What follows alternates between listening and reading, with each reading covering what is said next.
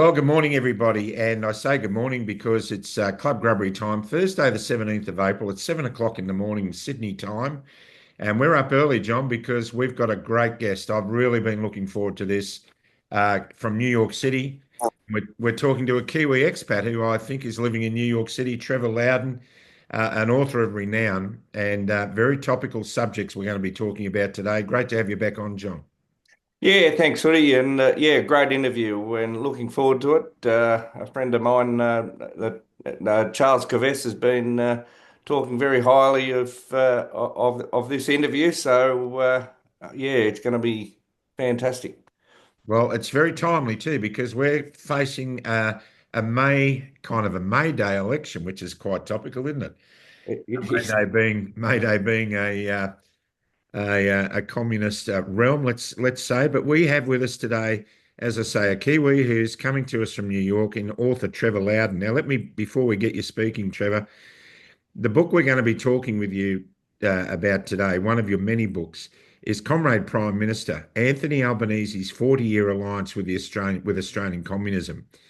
And this is very, very crucial at this time because we need to understand what makes one of Australia's most divisive and yet weak prime ministers tick and where all that comes from.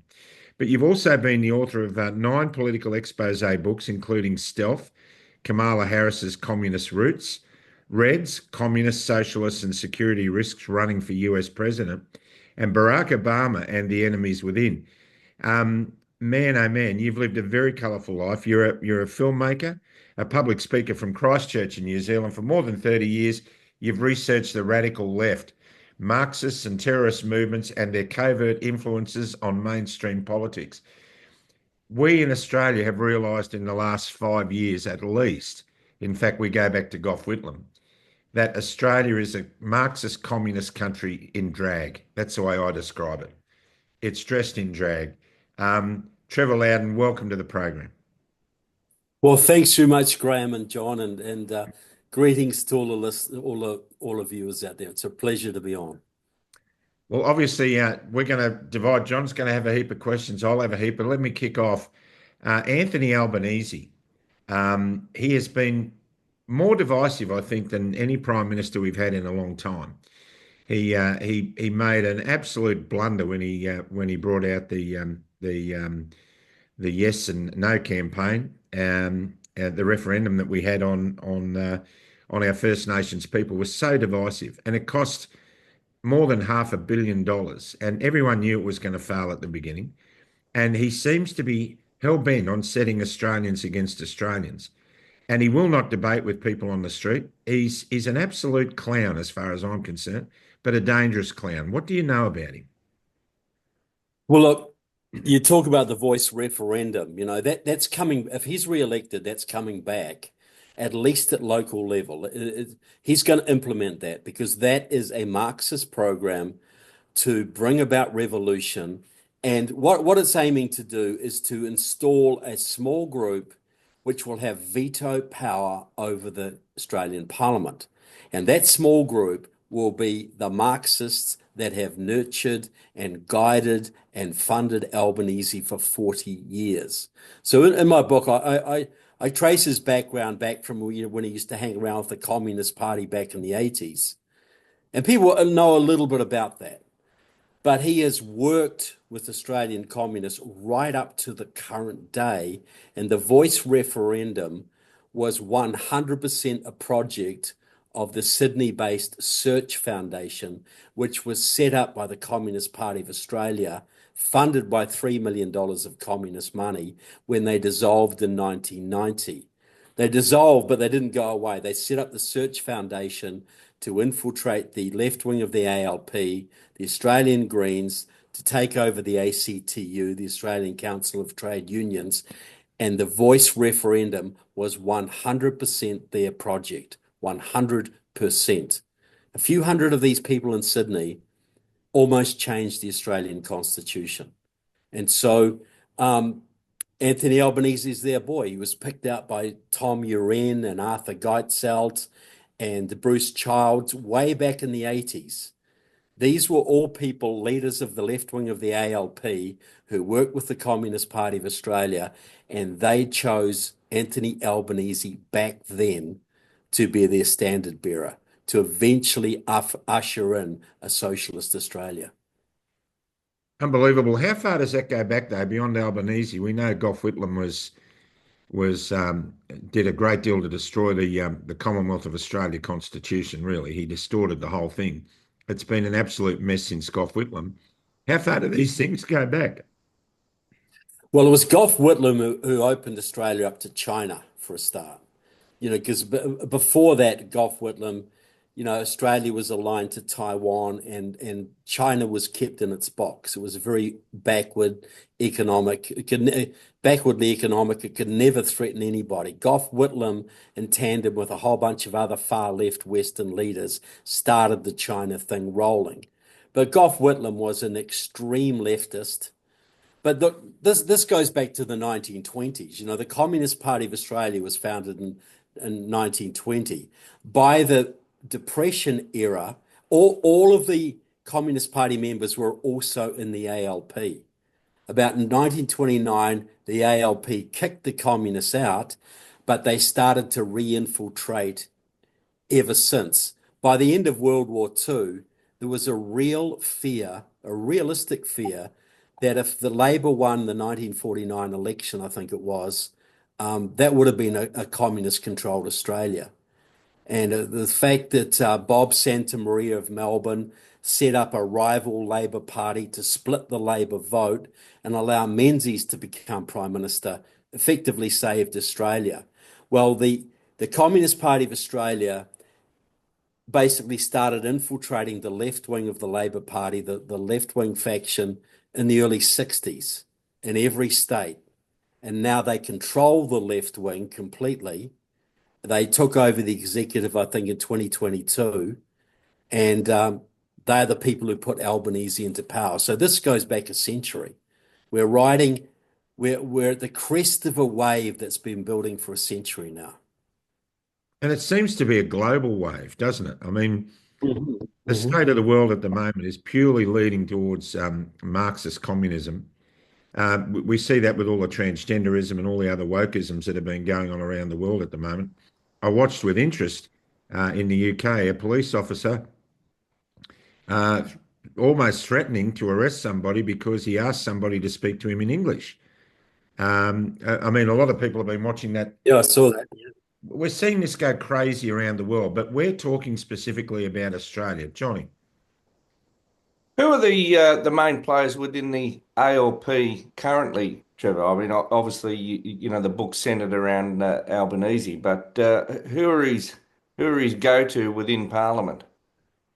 Well, Mark Butler, from South Australia. Penny Wong, obviously, she is as Marxist, as radical as Albanese, came from the same sort of circles as Albanese. So they're the two main ones. Linda Burney, the Indigenous Affairs Minister, who's standing down. She has a 40-year connection to the Communist Party, the Search Foundation, etc. They would be the main ones in the actual Labor Party hierarchy. The other one would be Tim Gartrell, who is Albanese's chief of staff. He is a card-carrying member of this communist group called the Search Foundation, named by the Australian a couple of years ago as the second most powerful non-elected person in Australia, a Marxist, Albanese's chief of staff. And then you go across to the unions. You got Linda McManus, Sally McManus of the ACTU, who's also a Search Foundation member. So you got this inner circle around Albanese, mainly connected to the Search Foundation, people like Paddy Crumlin of the Maritime Workers Union and a few others who have formed this clique. And this clique runs Australia now.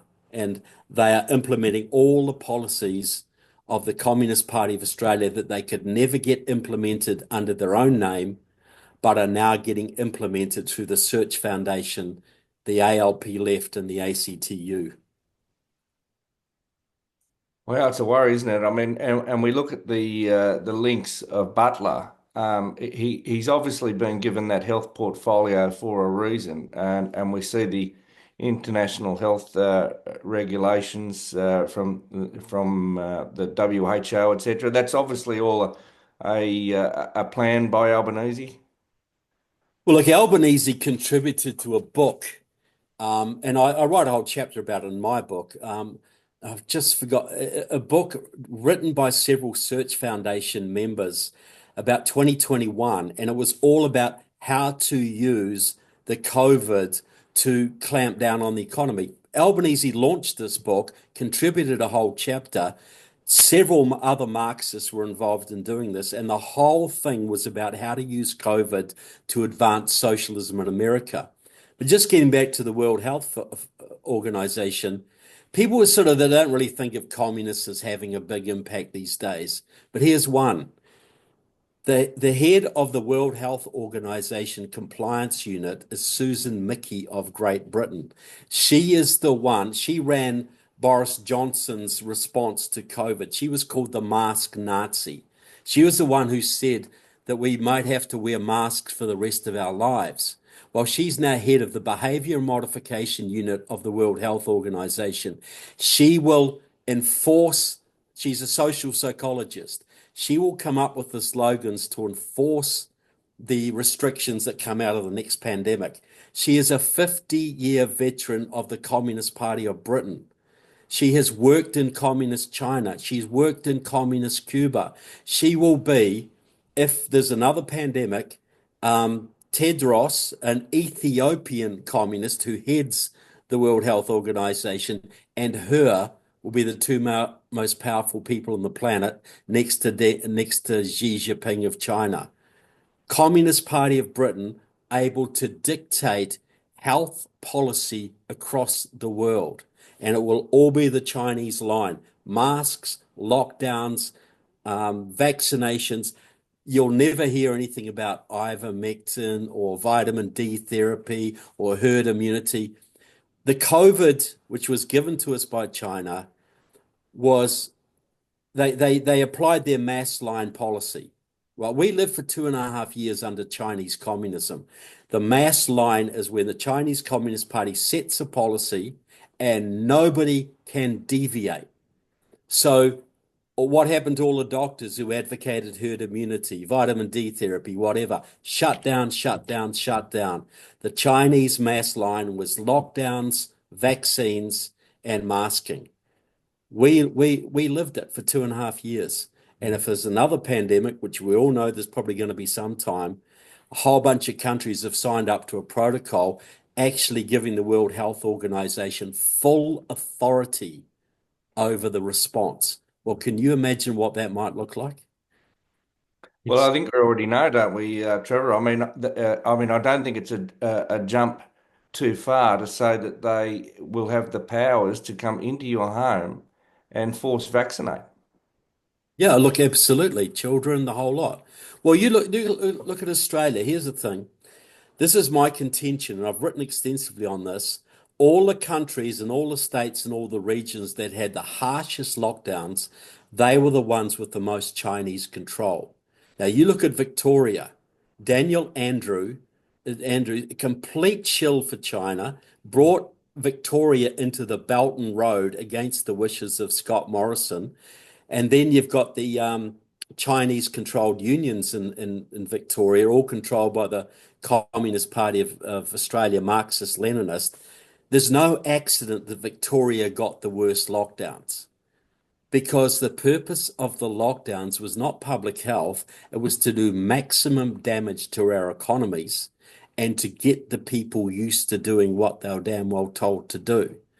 And you'll see this all over all the states of America with the worst lockdowns: California, Washington, Oregon, Massachusetts, New York. They're all the ones where the Chinese had most control over the unions and most subservient politicians on their payroll. How far does this web extend, Trevor? Because we've seen, if anyone said 15 years ago that the world was going to hell in a handbasket, there were 3 countries that most people would want to go to ride it out: New Zealand, Canada, and Australia. They seem Absolutely. they seem to have become the most draconian countries during this whole past 5-year period. Is communism spreading through those countries as well? Has that had a major influence? Well, look, I've written several articles on Jacinda Ardern, who was the Prime Minister of New Zealand through the COVID. She was the former head of the International Socialist Youth, um, heavily involved with the Maoist movement in New Zealand. And she had people around her like Chris Hipkins, who became her health minister and then became prime minister, who was a hardcore student Maoist, pro-Chinese communist. So you had that, we got the Chinese mass line in New Zealand through Jacinda Ardern and then through Chris Hipkins, thankfully no longer there. But Canada, Justin Trudeau, a red diaper baby, his father, some people say his father was Castro, but even if you say his father was Pierre Elliott Trudeau was a hardcore radical leftist, going to China, going to the Soviet Union, going to Cuba to meet with Castro. And Justin Trudeau has done more to bring China into control of Canada than anybody else.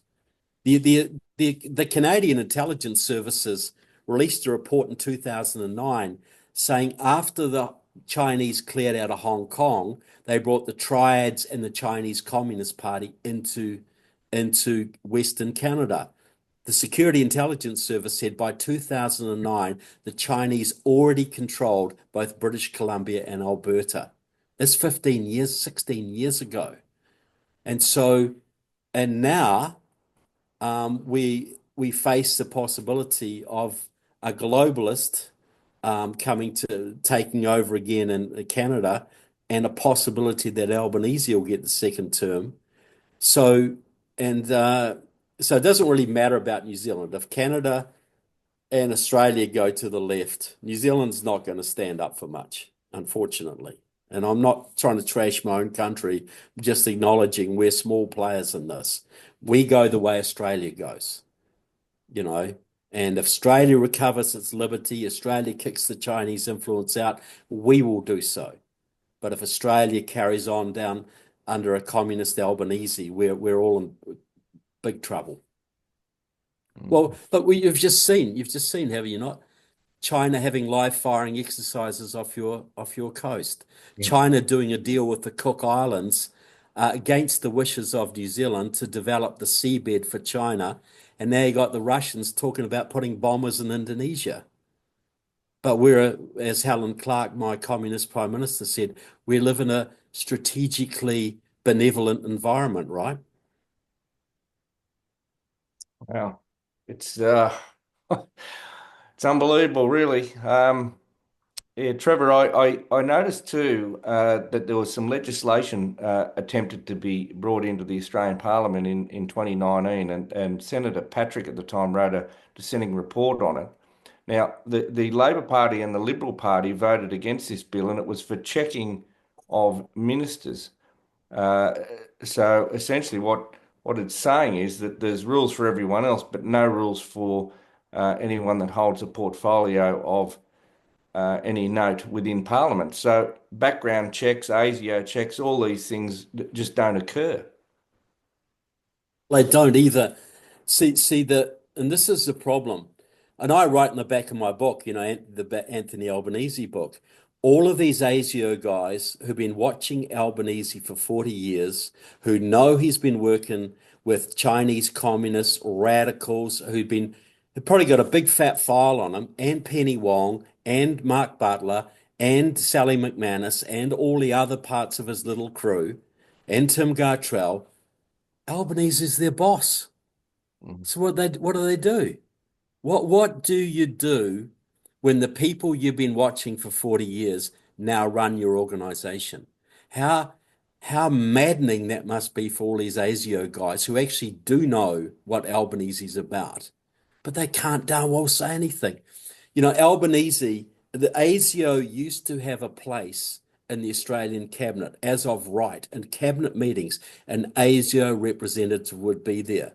Well, Albanese stopped that. He kicked ASIO out of the cabinet. And he used one of his chiefs of staff to do that. And I've just forgotten the name of the guy, but that guy was a big champion of the Confucius Institutes in Australia and had connections going back to the Search Foundation and the Communist Party of Australia. So he's sidelining anybody who could expose him, anybody who could challenge him.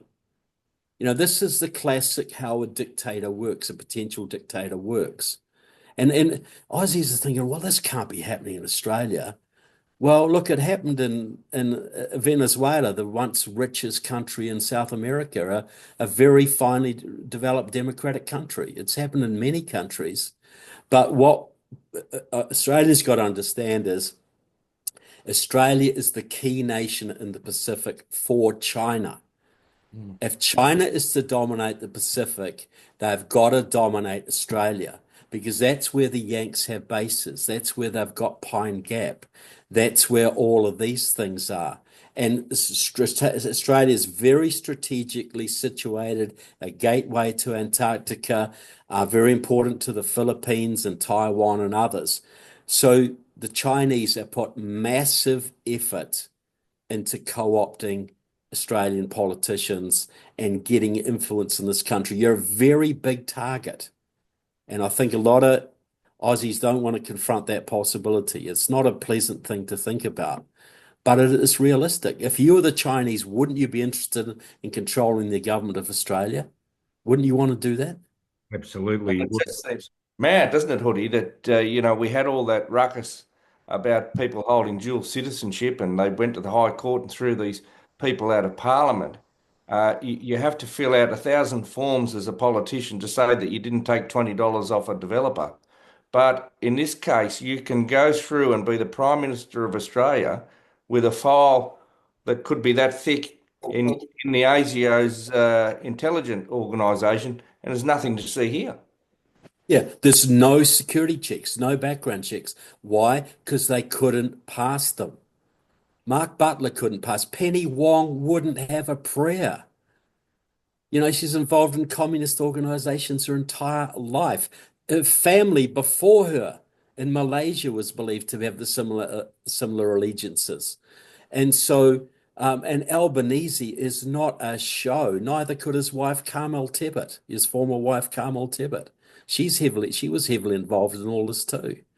So why wouldn't the Liberal Party bring this on as an election issue, Trevor? I mean, does it infiltrate there as well? What are they scared of? I mean, they should be out front and centre saying, listen, this is a matter of national security. Every politician that holds at the very minimum, a portfolio should be given a background check. Great question. Look, I 100% agree. And I was hoping that this would have been done, but look how the Chinese work. They get the left through ideology and money. A lot of the Labour Party left are communists. Straight out, they would far rather have China running the Pacific than America. Far, far rather. But they also get many of the conservatives through money. They get them, in business deals. They put them on the boards of Chinese banks. And so you've got a compromising situation in both political parties. And that doesn't help. The other thing is just straight cowardice, because a lot of, look, I think Dutton thought, yeah, I'm going to win this. We just, Albanese is so darn unpopular that we just have to stay a steady course and not do too much and not rock the boat, and we'll be fine. Well, unfortunately, Trump put tariffs on Australia, which has boosted Albanese's standing, and Trump put tariffs on Canada, which was almost certainly going to go conservative, but now it's likely to stay leftist. And so this is the opportunities fast. It seems a bit late at this stage. But look, I put the book out there nearly 8 months ago so they could use this. Many of the top Liberal politicians have seen the book. Many top journalists have seen the book. The universal reaction has been, this is a little bit too hot to handle. This is a bit too much, and they're just terrified of being labelled McCarthyist or this is old stuff. there was a few things that came out a couple of years ago about Albanese's flirtation with the communists back in the 90s. And it got a little bit of play. But you got to understand the media, well, as you know, the media is so far left in Australia that they can squash these stories. They can distort these stories. And the accuser gets more of a hard time than the accused gets. Yeah. So, but what we're going to have is we got to win. We got to hope that Albanese is defeated, and then whoever wins, Dutton or whatever, has to actually start reinstating security procedures in Australia again. People have got to pass background checks to have cabinet positions. People have got to be investigated for working with the Cubans and the Chinese and other hostile elements, because it's going on in a big way. And right now you've got a left-wing government that's working with the Chinese and a whole bunch of media organizations that don't want to rock the boat or like the Chinese too. This could be the last chance for Australia, because how many immigrants have they brought in the last 3 or 4 years? 2 million or something? Yeah. Well, you'll see 5 million in the next 3 years if Albanese has his way, because he wants to swamp Australia with people who will vote for his party and will never vote Conservative. People think we got another chance in 3 years, 4 years. We may not. No, that's right. It's happening so quickly, Trevor. And I've just come back a few days ago from the US, where I had a chance to speak to some pretty influential Americans. They're all of the view now that if there's going to be a war with China, let's have it now before they get too strong. And there seems to be an appetite for it. There also seems to be an appetite out of China with the rhetoric coming out of the Chinese ambassador in Washington. He's saying, bring it on. How important do you think the current regime in the US see the ANZUS alliance, and can we rely on it? Unfortunately, not that. Well, they should see it as a lot more important than they are. I think, right now Trump's not trying to negotiate deals with Russia to free him to face China, but he seems to be blind to the fact that he's losing Australia right now, that South Korea is rapidly going communist, and that he may lose Canada as well. I think he's so focused on the economics, he's not really looking at the strategic partnerships. And that's a scary thought, but the evidence seems to bear that out. Maybe wiser heads will prevail, and maybe they'll come aboard. But I'll tell you what, I don't think he's going to be very friendly to an Albanese government. Really not. And Albanese's certainly not going to be wanting to be friends with the United States.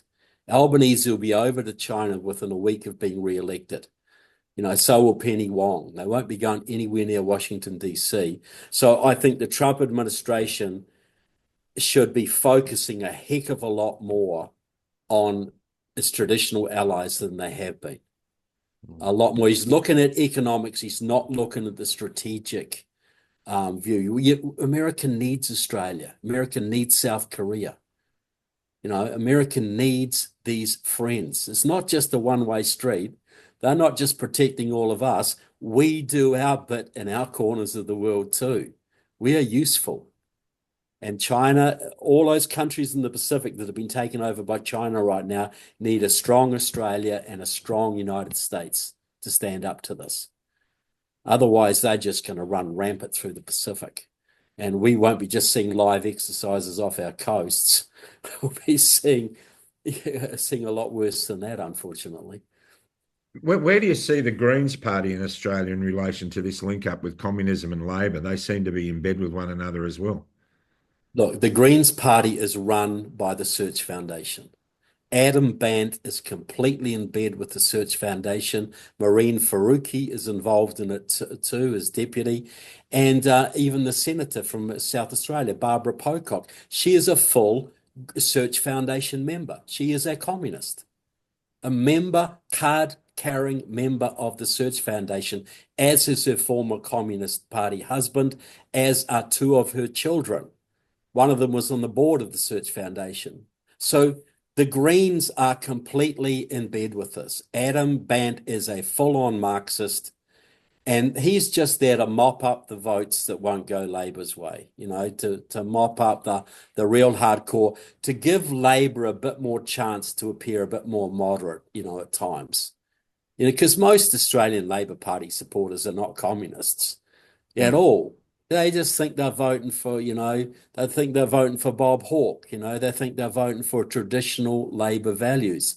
They don't understand that the Labor left, after 50 years, is now in control of the ALP. The Labor left, which is basically set up by the Communist Party, now runs the ALP.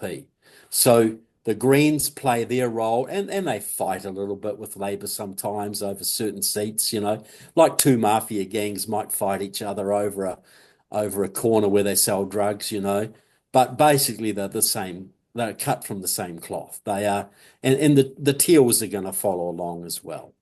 They're there to soak up the people who wouldn't vote Greens, they wouldn't vote Labor, but they don't really like the coalition either, and they sort of a bit more, blue. They're a bit more free enterprise orientated, but they like the environmental stuff. So the Teals, the Greens, and Labor are really a coalition to maximise the appeal in this election, to try and get them across the line, because they only have to do it one more time, and they can clamp down on their opponents, flood the country with immigrants, give 16-year-olds a vote, give them ice creams to vote, and it'll be real hard to beat in the future. Jeez.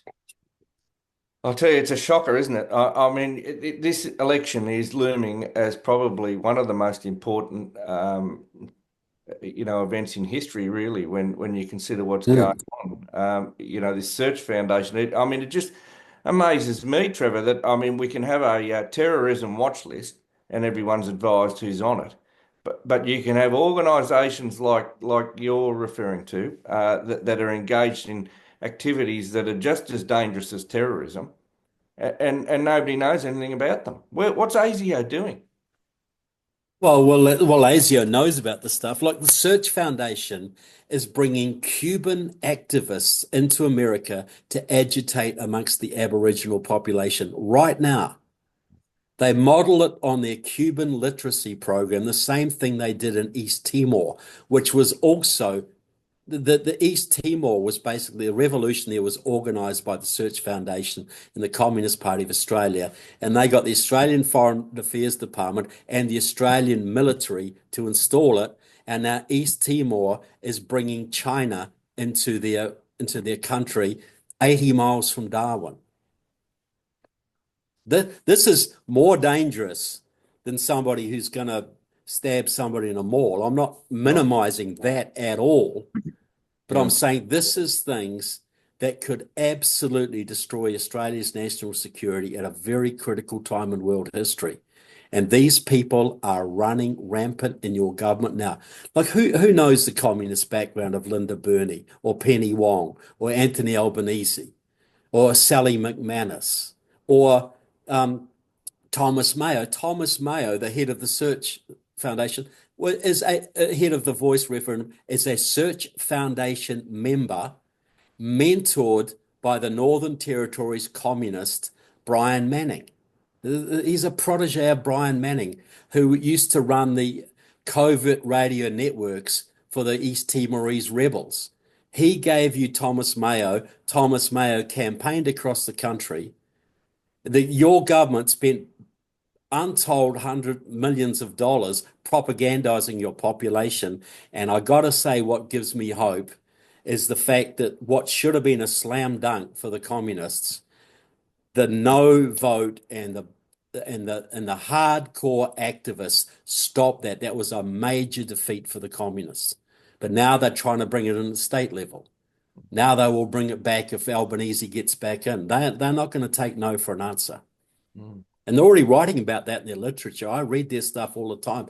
How do we go forward now? How do we overturn this no? What are we going to do in the next government? Where does this Bill Gates fit into this whole show? Well, I think Bill Gates, look, this is the thing. People will tell you communism is a movement of the working man and the working class, and it's all about equality. I would say no. Communism is about concentrating all wealth and all power in a very few hands, ultimately. You know, the head of North Korea doesn't eat ramen noodles for dinner. He eats 6-course meals prepared by a French chef with his Swedish mistress, you know, and then he goes out for a drive in his Mercedes. Same in Cuba. All the communist countries, the leaders live it rich.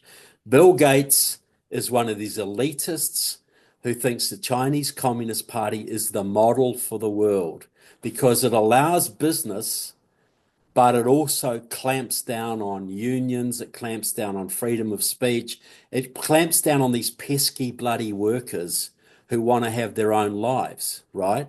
So Bill Gates and people like him are very happy to cooperate with the Chinese communists because they think this is the model for the future.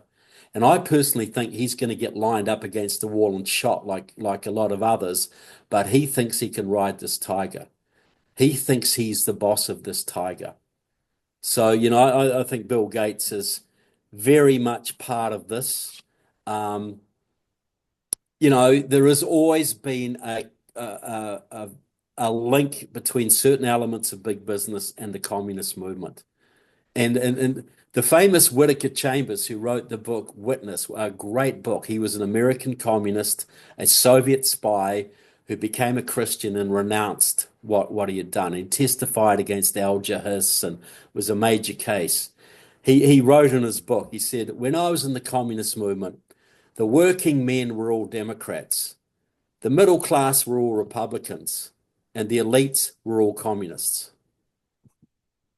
You know, it's not a movement of the masses. It's a movement of the elites to concentrate all wealth and all power in a very few hands. So it's like a beehive. There's the ruling class, the soldier class to keep us under control. Then everybody else is drones.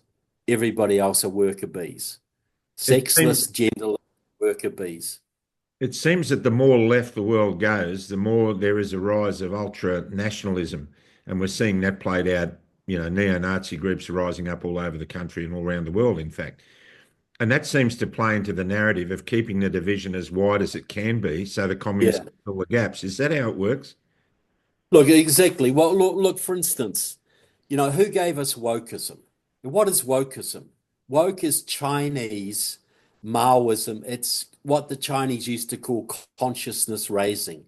Woke means to be aware of issues of class inequality, to be awoke to the gay oppression, the white privilege. It's Maoism. It came through the Maoist movement. So we see this wokeism getting into everything, and we're all disgusted by it because we just want to be normal people, right?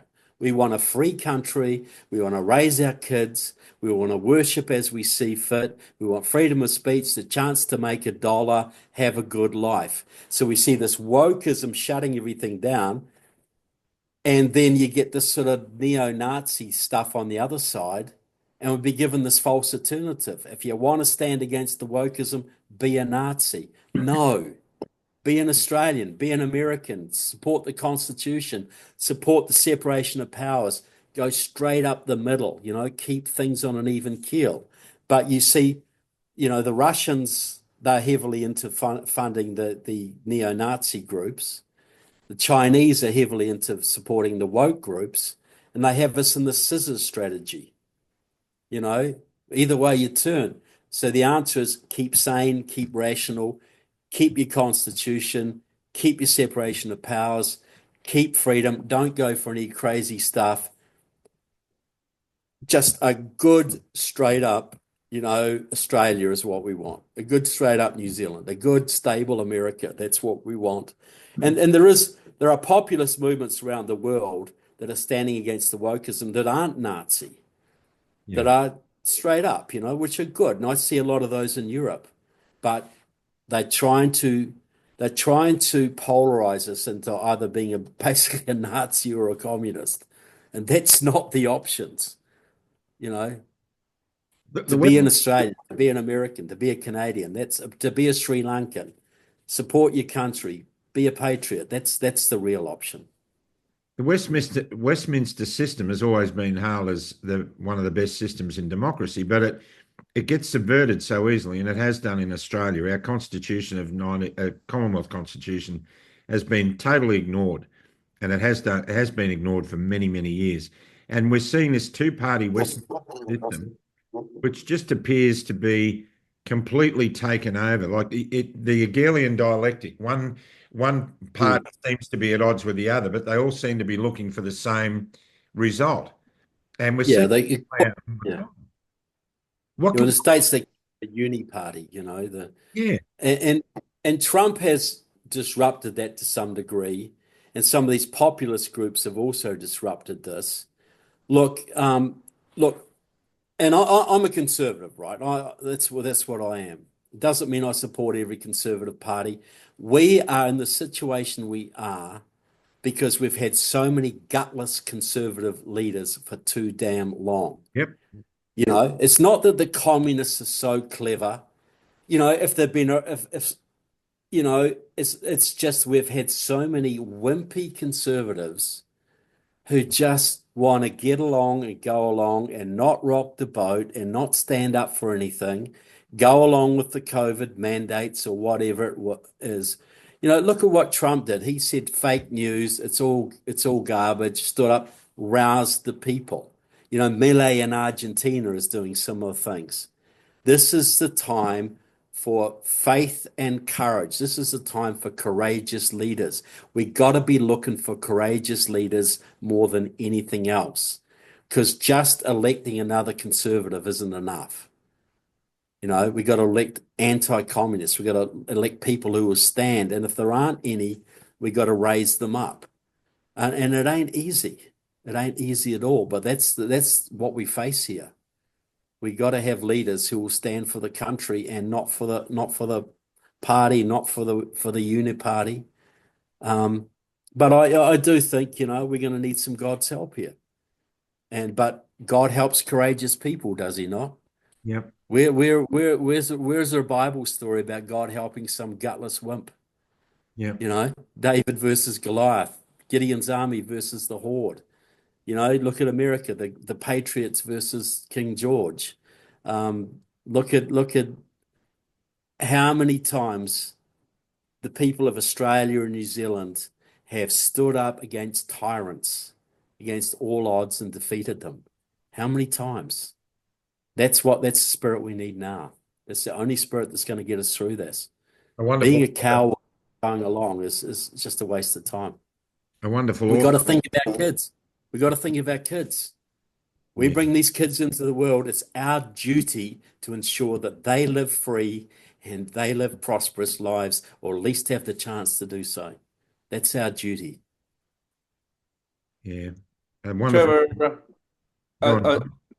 I was just going to ask you what do you think about the relationships now with the Governor General in Australia and I suppose in Commonwealth countries where there seems to be this willingness to put these lefties in as Governor Generals that have got no real conservative values. The military used to report through the Governor General, and now I see that it seems to just fall into the lap of Prime Ministers. I mean, where does all this fit in with the royal family and all that background? Well, back in when Whitlam was turfed out, because John Kerr was actually, whether you agree with his decision or not, he was acting as a Governor General should have. Whitlam was going outside the Constitution, and Kerr sacked him. Ever since that time, the Australian left has been on the warpath against the office of Governor General, and your current Governor General is a leftist par excellence, chosen by Albanese to rubber stamp anything he wants to do. There's no thought that she is really an independent servant of the Crown. The Crown's representative in Australia. She's Albanese's puppet. So that's a very important constitutional thing that has been taken away. New Zealand used to have we used to have recourse to the Privy Council in London. You could take a court case to London. Well, they got rid of that, and now we've got this left-wing Supreme Court in New Zealand that is worse than useless on constitutional matters. And the same kind of thing has been happening in Australia. We've got to understand the left, the hardcore left in Australia, has been on the march to take Australia down since the 1960s, really intensely. And the Conservatives, you've had some great Conservative leaders, but you've had some very wimpy ones too who have gone along with this far too much. Far too much. I don't think Menzies would have gone along with what's happening today. I don't No, think John Howard would have either. no. But you haven't had a lot of inspiring ones since, unfortunately. And so, but this is the time new leaders have got to come forward. People got to stand up. I think we can still save ourselves. I think we can still win this, but only if we actually recognize what's at stake here. If every Australian realized that Albanese is a communist who wants to wreck your economy, wreck your alliances, wreck your race relations, flood the country with immigrants, and bring in a socialist Australia, he would get 10% of the votes. But unfortunately, most people still think they're voting for Bob Hawke, and they're not gonna, it's still very iffy. So we got to get the information out there, but we got to be very courageous, as you guys are. You guys take a lot of flack. You're telling the truth because you believe in it. Yeah. But we need more people like this, Courage costs. There's family things that suffer. There's threats. There's all sorts of things. But we're all gonna be held accountable for what we do one day or what we don't do. That's it. And that's where we've got to stand. You can see it clearly. That a great author once wrote about 100 years ago that there is a great want, a want of men who will not be bought or sold, and men who will stand as true to their conscience as the needle is to the pole. And we need that now more than ever. We need that now more than ever. But the impediments to that happening are so fraught with peril because of the division that even exists within the people who want the freedoms you're talking about. Well, that's right. I know that in the United States there's a lot of disunity in the freedom movement here. Trump brought a lot of people together, but that's sort of fraying a little bit right now. But what do? We have the whole history of human freedom and civilization has not been even. From Magna Carta, the Great Revolution of 1688, there's breakthroughs, and then you get your freedoms get taken away, and then people get angry, and eventually there's another breakthrough, and you rise up again. And we're in that stage now. But what I'm trying to warn Australians of is you elect Albanese again, and you're going to see second term Albanese will be way worse than first term Albanese, because his goal in the second term is to lock everything down so that his faction of the ALP, not just the ALP, but that his communist faction of the ALP will never lose power again. So that is a message. If enough Australians hear it, should be enough to make sure he doesn't get elected. The first thing you do if you're drowning in your bath, you take the darn plug out of the bath. You turn the tap off and you take the plug out. We're going to turn the tap off to stop this socialism taking us down. But, and then we got to work. We got to understand that this is a lifetime struggle. The struggle of liberty is a lifetime one. New Zealanders and Australians have had a darn cushy life for a long time, really, compared to most of the world. That breeds a little bit of complacency and a little bit of laziness. And now we got to understand we haven't been paying attention enough. Our kids are going to suffer for it. And if we're decent parents, we got to reverse that. Well, we got to pay. Trevor, what do you think about the notion that these generals are weak as piss? I mean, in America, you would have if some of these generals thought that their sovereignty and their nation was under attack from within, they would speak up. I mean, we've got a whole heap of generals here in Australia who are just in the food chain. Yeah, look, and this is the thing. This really is a disappointing thing. So when Obama got into power, who is a complete Marxist, he purged 200 generals, admirals, high-ranking officers from the ranks and put in Princeton sociology graduates, all these woke generals like Milley, to make sure there was never a coup against him. My late friend, Admiral Ace Lyons, former head of the Pacific Fleet, said when Obama was doing this and gutting the military and doing the horrible things he was doing to it, if the four chiefs of staff, the joint chiefs of staff, the head of the Marines, Navy, Air Force, Army, had gone to Obama and said, you carry this on, we're all putting in our resignations today, that would have destroyed him. Mm. Every Australian general should be standing up on the street corners saying, you are leading us into the arms of China, Mr. Albanese. Yeah. You are going to destroy this country. They're sworn to defend this country.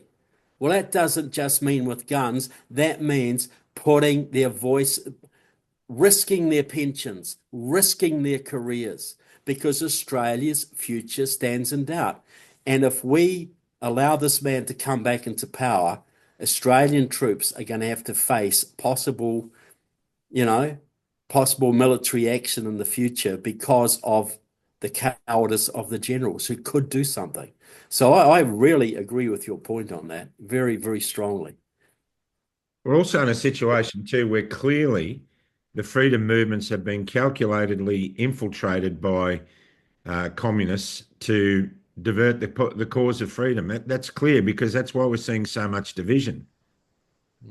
Well, agitators are getting in there, malicious types, absolutely. That's we're all got to be very discerning about who we ally with and what we do. Like, if they're telling you to get violent, if they're telling you to break laws and do this kind of thing, you're probably looking at an agitator there. Yeah. And this is what happened when the New Zealand protesters all COVID all assembled in Wellington in the Parliament grounds. It was all peaceful. And then out of nowhere, all these people come in and they'd never seen before and started throwing bricks at the cops. And so then the cops come in and break it up and discredit everything. We saw this with January the 6th in the United States. Peaceful protest, provocateurs led people into the building, provocateurs attacked the police started tear gassing people, and it turned into a disaster. Well, of course, the left and enemies of Australia are going to try and get inside the freedom movement. Of course they are. They're trained agitators. They know how to divide people. So we must be very discerning, and we must be very logical, and we must be very disciplined and focused. But we mustn't give up hope. We mustn't be cowards here. We got to understand we are free today because when the time came, our fathers and grandfathers and great-grandfathers were willing to pick up guns and put on uniforms and go away for 5 or 6 years overseas.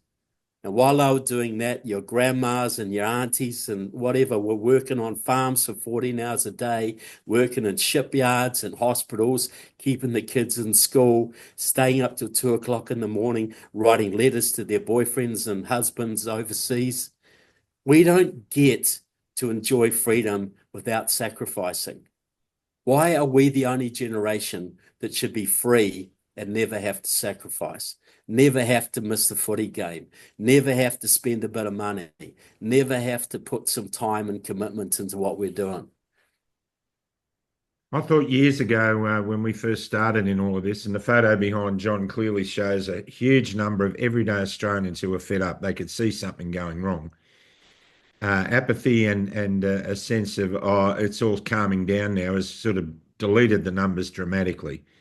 People are still simmering below the surface, and those who slept through COVID, through the COVID mandate era and the tyranny that was brought about there, will probably wake up when central bank digital currency comes in, or when digital ID comes in, and all these other methods that they're going to use to control our economy.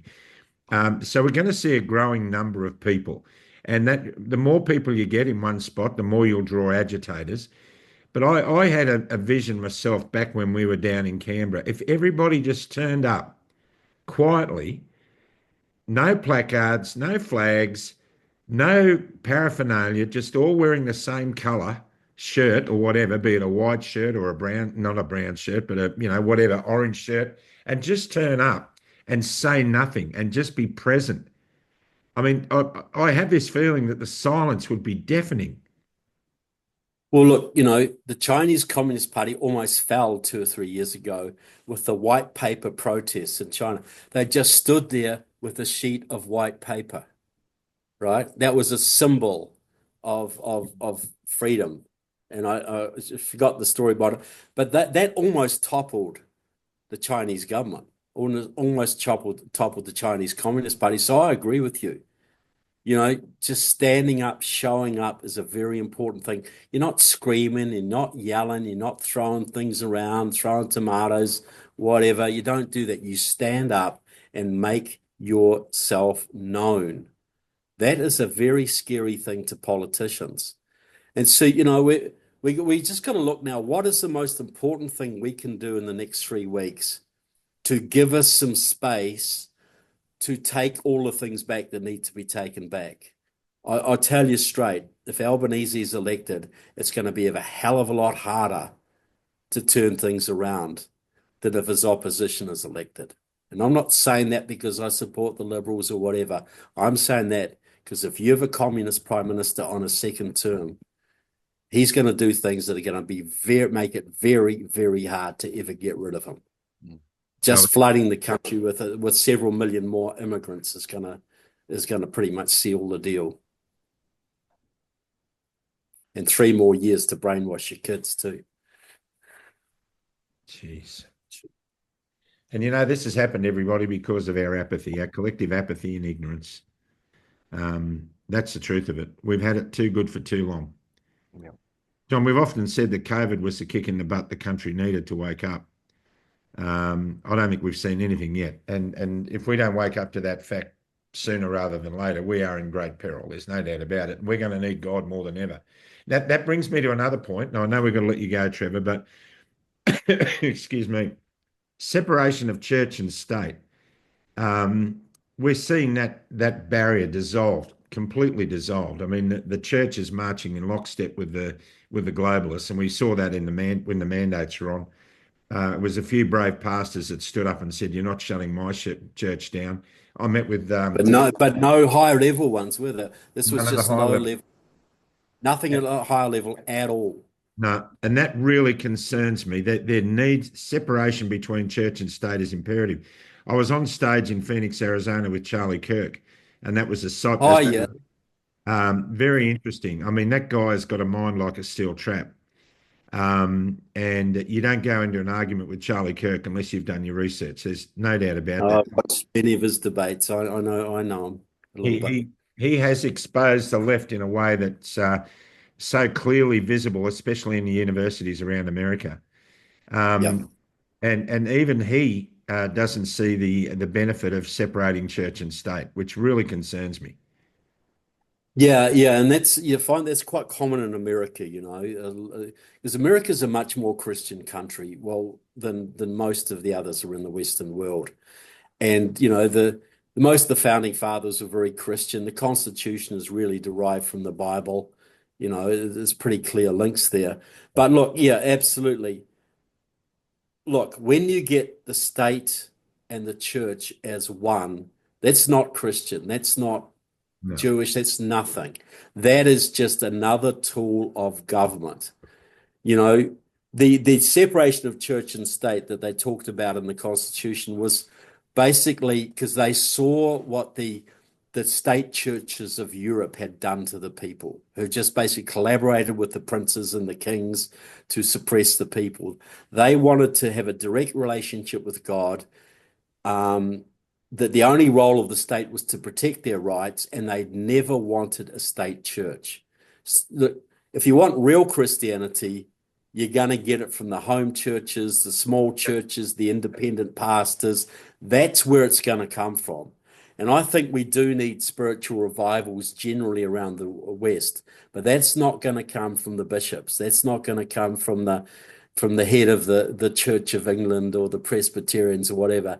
That's going to come from the grassroots Christians, the grassroots home churches, small churches, independent churches, etc. And I think one thing that's gratified me as the struggle has gone on the last few years, a lot of my friends who once would have declared themselves atheists or agnostics are now trying to get a spiritual orientation. They've seen that the battle that we're in is a spiritual battle, a battle between good and evil. You can't fix this through politics alone. There's got to be a spiritual awakening in here. And I'm not telling you where to go or what church to go to, but I'm saying the more people that get that spiritual foundation, the more we can stand up for what's right. The more chance we have of miracles happening in our favor, of things going our way. Because I don't think we're done by any stretch of the imagination, but know the truth, and the truth shall set you free. We need to know the truth about what we're facing and not evade the truth. Just facing up to the truth is an act of faith. It is saying that you understand there's something more important out there, that good and evil are real, and that you're willing to stand by good. That takes courage, that takes faith, and that pleases God. Absolutely. My wife and I set up an organisation called Church Without Walls about 15 years ago. And we've been running 12-step recovery programs and helping people to restore their relationships with each other. During that protest behind John, there were hundreds of people there wanting to be baptised. And I've baptised 350 people in the last couple of years. And I've seen atheists come to me and beg me to pray with them. I've had atheists come to me and say, I don't know what it is, but I can't go to sleep at night unless I hear your prayer at the end of your program. There is a shift, but it has to be shifted away from corporatized religion. And we're setting up a home church network around Australia. We've just come back from launching our recovery program in the US, and it looks like the Recovery Road program is going to be printed in Japanese and run in Japan. So Cool. that's the focus of what my wife and I are doing. And what John and I do with Club Grubbery is try to give people hope, not a false sense of hope. And that's why, we get criticised a lot because I pray at the end. But if you don't like it, stick your fingers in your ears, because one day you're going to be praying, because there's no atheists in the foxholes. Exactly. I spent 6 weeks in United Airlines in Denver on secondment, listening to cockpit voice recordings of people dying in aircraft crashes, trying to work out how the breakdown of communication led to the incident. And every single voice recording I listened to, Trevor, God was mentioned in every single one of them. And we've got to face up to the fact in this country, this is a battle between good and evil. You know where the evil is. It's on that book on your shelf behind you, Comrade Prime Minister. You want to show? Yeah. Yeah, that's it. That's the face of evil. That's what we're looking at. Now, we either get busy living or we get busy dying. And that's where we're at. And I'm so glad you brought faith into this, because it's an ongoing battle in this country. But I tell you what, more and more people are starting to see the relevance of a relationship with Jesus Christ. And if I do nothing in this whole freedom rampage that we're on, but bring people to Christ, that's all I want to do. Because in that you find strength, you find faith, you find courage, compassion, humility, and that's what wins the day, Trevor. Absolutely. Look, faith and courage go together. Yep. Faith. When your grandfathers were sitting in landing barges or ready to go to war in the Pacific or New Guinea or whatever, when they were sitting ready for battle, they weren't talking about cricket or girls. There was a lot of praying going on in those barges, a lot of praying going on in those planes, because when you're faced with death, you start to think about your mortality and your place in the universe, don't you? And when you're going into battle, you need that faith to give you the courage. If you've got faith in God, faith in your officers, and faith in your comrades, you'll be the bravest soldier that can be. The bravest soldier out there. And you don't even have to hold a gun. No, you don't. In fact, I hope to win this without people holding guns. Truth is truth. Truth is powerful, but it's courage. It's courage to tell the truth. If those military officers, those generals who've probably faced machine guns, who've probably been in real battles, if they had the real courage of their convictions, they'd be standing up and telling the people about this government today, right now. And it's amazing, you'll get people who will fight battles, but you try and get, charge machine guns up hills, but try and get them to go to a school board meeting and talk about what they're doing to the kids. Yeah. Courage it's manifested in many ways, but it's faith and courage that's going to get us through this. Well, if we don't have that, we don't have courage. We're not going to get through this. But we have that. You know, we've got the blueprint. We know what a free Australia looks like. We have spiritual guidelines. We know what is right and what is wrong. We just have to darn well do it. Mm. You know what, Peter Dutton, I hope somebody shows you this, because right now we need you to grow some testicles. We need you to grow some strength and a backbone and to stand up against the factions in your party and do what's right for the people of Australia. Jared Rennick's leading the way at the moment in those stakes. Senator Jared Rennick, who we interviewed last night, is showing the way to statesmanship, which is going to help this country restore its roots. We don't need wishy-washy opposition. We need strength in opposition. Mm. And Russell Broadbent, another one. Russell Broadbent, we need our Conservative Party to put this communist revolution down in this country. Yeah. This is the thing, when things get bad, you find leaders coming from places you hadn't expected. You know, we might not be saved by our existing leaders, but we're going to have new leaders coming up who really do stand in courage for what's needed. And we need it in spades right now. And I'm glad, and I've heard the names that you're mentioning, I'm glad people are standing up who recognise how urgent this darn well is. This isn't just another election. This isn't just another, you know, oh, she'll be right if it's, you know, if we have 3 more years of this guy. No, we're facing some pretty heavy stuff if we blow this. And people need to understand that. People need to make the right decision for themselves and their kids. And that's going to take a little bit of bravery and a little bit of discernment. You don't comply your way out of tyranny. No, you don't. You don't at all. And now no Australian should be able to look you in the eye and say, I don't believe that tyranny could ever happen here. You know, if you've lived through COVID, you know darn well that it can happen here. And it has happened here. Time to wake up, Australia. It's all Where do we find the book, Trevor? Yeah, just go to Amazon. It's not available in bookshops. Yeah, just go to Amazon. You know, Comrade Prime Minister Anthony Albanese's 40-year alliance with Australian communism. But just look up Comrade Prime Minister on Amazon. You'll find it easy enough. It's selling pretty darn well, I got to say. But I just want I want lots and lots of Australians to read this. However, you know, even if we win this election, if Albanese's defeated, these people won't go away. So this is a whole. It's not just about Albanese, it's the network around Albanese that will bring the next one forward, the Tania Pliberseks or whatever, or the Penny Wongs, because they're waiting in the wings. If Albanese goes, they have spares. They have other people. Have you thought about making this into a movie? I have actually, yes, I have, and if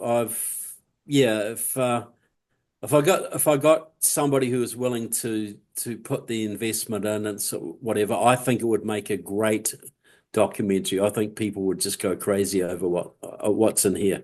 Really do. What sort of money are you looking at to mount something like that? Look, I don't know. You know, like I've made documentaries usually in the quarter of a million. You could make something pretty good for $250,000 to $500,000 US. So, you know, you're looking quarter to $500,000 Australian. Well, then depends what kind of marketing budget you want, what kind of production values you want. Really, I think marketing would be relatively easy with the networks that exist in Australia now. So you might not need that big a marketing budget, but you want to make a good looking project. I've made 2 full-length documentaries with great production values. One of them was seen 3 million times on Amazon Prime. You know, so one was called Enemies Within the Church, one was called Enemies Within, made a lot of smaller ones as well. But I think this would lend itself to a very good documentary that would shock a heck of a lot of Australians. Definitely. Enemies Within the Church. I want to look at that one. Yeah, do. Just go to enemieswithinthechurch.com. I think you'll find it right up your alley. Very much so. Absolutely, Trevor. I hope this isn't the last time we talk. I think we need to do a lot. We need to have an ongoing dialogue, the three of us. Well, I'll be happy to do that. I know you've got a great audience, very loyal audience, and I think I can offer a few things, and I've certainly enjoyed this, so I'll be happy to do that in the future. That's wonderful, mate. And what would you say to our audience at the moment confronting the next 3 weeks? What should they be doing? Just dig in for 3 weeks. Get all your friends to the polls. Get your cousin to the poll. Bake him a cake if you have to. Whatever. Just get everybody who's eligible to vote to go to the polls and tell them just how bad Albanese is, what a danger this man is. This is a critical time for you and your kids. This is a critical time. You've got 3 weeks to save Australia. Just do it. Johnny, I know you don't want this to end. I can see it in your face. It's been very, very informative. Very, very informative. So let me close with a prayer and then we'll come back for final comments. Dear Lord Father in heaven, if ever the world needs you, it's right now. And we know that you're not far away. We know there will be an ultimate solution in all of this, Father God, and that's when you return to take those who are faithful and loyal to you back to eternal life in your kingdom. In the meantime, grant us the courage and strength to do what we must do. Let me pray the serenity prayer. Dear Lord Father in heaven, grant us the serenity to accept the things we cannot change, the courage to change the things we can, and the wisdom to know the difference, living one day at a time, enjoying one moment at a time, accepting hardship as a pathway to peace, taking as Jesus did this sinful world as it is, not as we would have it, but trusting that you will make all things right if we collectively surrender to your will so that we may be reasonably happy in this life and supremely happy with you forever in the next, we pray in Jesus' name. God help Australia. God help the free world. We pray in Jesus' name. Amen. Amen. Trevor. Geez, I thought I'd turn the phone off. That's all right. Sorry, it's off. All good. Well, it's been an absolute pleasure. Parting comment, John? Well, you can always tell an idiot, but you can't tell them much. And unfortunately, in this case, Albanese is not only an idiot, but he's also very dangerous. He's a dangerous idiot. Yeah. Any Australian that would want his brand of life for this country is not an Australian. He's not an Australian. Ladies and gentlemen, the choice is yours. Johnny, you've often been heard to say, you just couldn't make this stuff up. You couldn't make this stuff up. Trevor Louden, thank you so much. We're going to stay in constant contact with you, my friend, over the next 3 weeks. And anything else you can offer us, we'll gladly broadcast it. And any of you in the mainstream media, I hope some of you will actually look at this. It's time to do some real investigative journalism. We haven't seen that for decades. And the mainstream media are, of course, part of the problem. But we're seeing not alternative media, but a new media like Club Grubbery starting to rise out of the ashes to bring truth to people. And that's all we want to do. So don't forget, everyone, this is a great country because you live in it. Look after it, love it enough to be able to stand up and do what's right for it in peace and compassion. And what you did yesterday got you to today. Keep fighting, everyone. God bless you all. Thank you so much, Trevor Louden. And we look forward to seeing you next time on Club Grubbery. Bye for now. Thank you so much for the opportunity and big shout out to the audience. Thank you. Thanks, mate. Stay there.